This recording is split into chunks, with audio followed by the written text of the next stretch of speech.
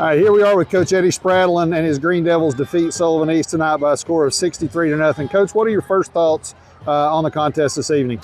First off, I'm really proud of those young guys stepping in there. You know, we didn't play any starters in the second half. For our young guys to keep them out of the end zone with what they do on offense, really proud of those guys' effort. And then we were able to get in the end zone a couple times. You had a balanced attack, obviously. You had several touchdowns thrown tonight. I think Zayden had 2 touchdowns.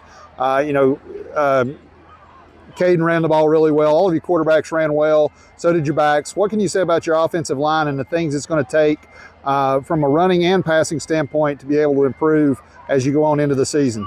You know, we've talked about it all the time that we're going to go as that offensive line goes. You know, they're big and physical. Coach Bentley and Coach Crawford really worked those guys with the running backs and the offensive line together.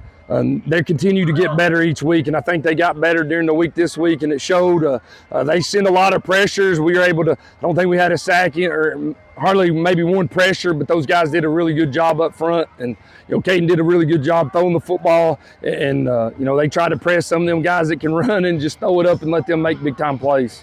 Well, you know, here's the big one everybody's been talking about for the next, the last couple of weeks. You got Sevier County on a short week. What can you take from tonight's game and leading into that to be able to prepare you for Sevier County?